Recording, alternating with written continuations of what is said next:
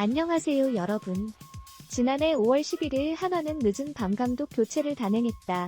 3년 계약 중 마지막 시즌을 보내던 카를로스 수베로 감독을 경질하고 미군 감독이었던 최원호 감독을 새로운 사령탑으로 선임했다. 최원호 감독은 다음날 열린 인천 SSG전에서 급히 지휘봉을 넘겨받았다. 2년 연속 꼴찌를 기록한 수베로 감독 체제의 한화는 당시 6연패에서 탈출한 뒤 3연승, 그리고 1패 후 다시 2연승을 거뒀다.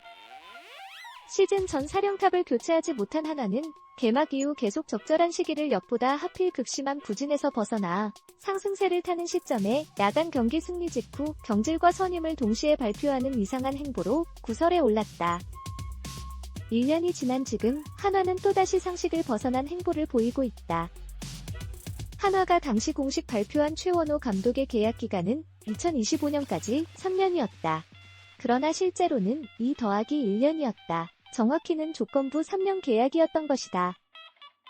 플러스 1년의 성립 조건은 2024년 성적이었다. 취재 결과 당시 한화는 올해 7위 이상의 성적을 거두면 2025년 최원호 감독의 임기를 연장하기로 계약했다.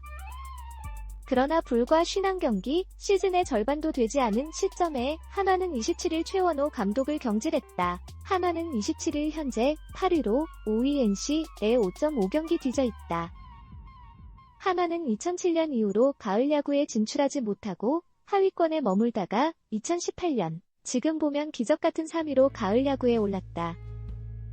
그러나 다시 추락해 2019년 9위에 이어 3년 연속 꼴찌를 기록한 뒤 지난해 리빌딩 전문가로 기대를 모았으나 실망을 안겼던 수베로 감독을 중도 경질하고 최원호 감독을 선임했다. 당시 계약 조건을 보면 한화의 1차 목표는 탈꼴찌였던 셈이다. 2년차에 최소 7위, 5강에 진입하면 더 좋고 5강 근처에만 가도 3년차 임기를 연장하기로 하며 선임한 것이다. 5강도 아닌 7위 이상만 해달라고 요구했던 한화는 1년 만에 생각이 바뀌었다. 올해 결과가 나오기도 전에 해임을 단행했다. 조건을 이행할 기회조차 주지 않은 셈이다. 한화는 지난 시즌을 마치며 갑자기 욕심이 커지기 시작했다. 선발 투수 문동주의 신인왕 수상과 유망주였던 노시환의 홈런왕 등극이 착시 현상을 불러일으켰다. 지난해 최은성에 이어 올해 안치홍을 영입하며 자유계약 선수 FA 영입에도 큰 투자를 했다. 2월 류현진 영입은 한화의 착각을 정점으로 끌어올렸다. 류현진 영입을 계기로 한화에 대한 외부 평가가 크게 달라진 것은 사실이다. 그러나 이전 FA 영입에 대해서는 비효율적인 투자라는 평가가 지배적이었다. 한화전력의 가장 큰 문제는 수비, 특히 외야가 최대 약점인데 타격 보강에만 집중한 나머지 내야에서 포지션이 겹치는 선수들을 거액을 들여 쌓아놨기 때문이다. 그래도 리그 최고 투수가 될 류현진이 합류했으니 어느 정도 상승 효과와 함께 투수들의 시너지 효과를 내면 5강 경쟁에 도전할 만하지 않겠느냐는 것이 외부의 객관적인 시각이었다. 그러나 류현진은 예상보다 불안했고 선발진, 불펜진, 타선이 총체적으로 흔들리면서 한화는 순식간에 무너졌다.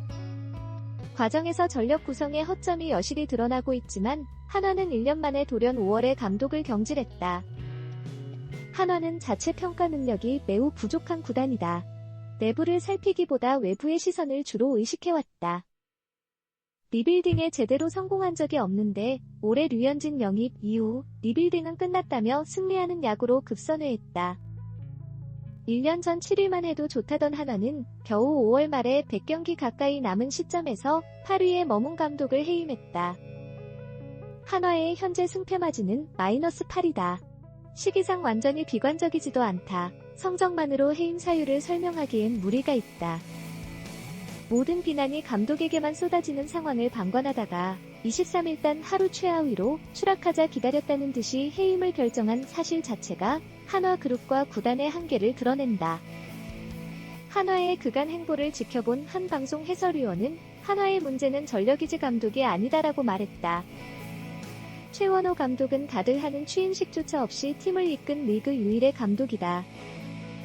한화는 사장이나 단장과 악수하는 사진 한 장 없이 부임시킨 감독을 부풀어 오른 야심과 여론의 편승에 스스로 제시했던 계약 조건마저 무시하고 1년 만에 중도 해임했다.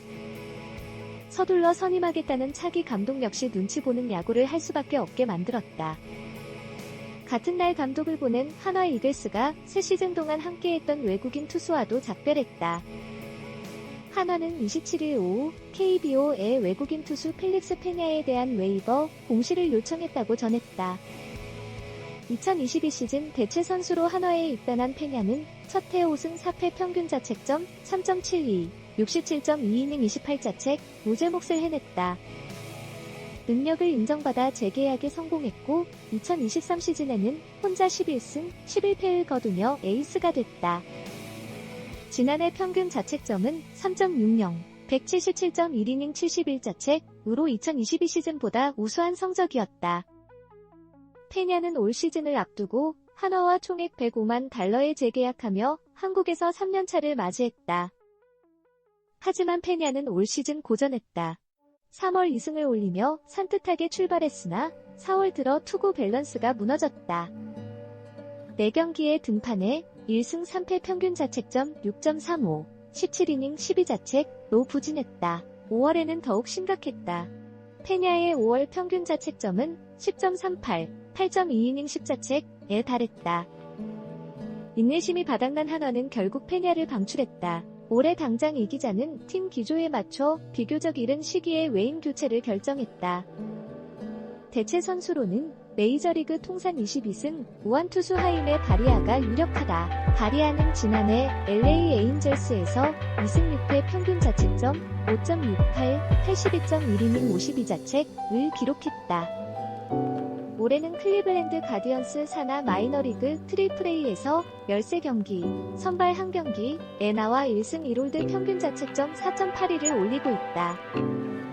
앞서 한화는 같은 날 오전 최원호 감독과 박찬혁 대표이사의 잦은 사퇴를 수락했다. 페냐까지 방출하면서 팀에서 가장 중요한 감독과 외국인 선수가 하루 만에 모두 팀을 떠나게 됐다. 현재 한화는 21승 1무 29패로 하위권에 머물러 있다. 포스트 시즌 막차인 5위 NC 다이노스와의 격차는 5.5경기다. 시즌 중반에 접어드는 시점에서 한화가 칼을 빼들었다. 한화의 승부수가 어떤 결실을 맺을지 관심이 쏠린다. 이것으로 뉴스레터가 끝났습니다. 댓글 섹션에 귀하의 의견을 남겨주세요. 다음 영상을 놓치지 않으려면 채널을 좋아요하고 구독하는 것을 잊지 마세요. 시청해주셔서 감사합니다.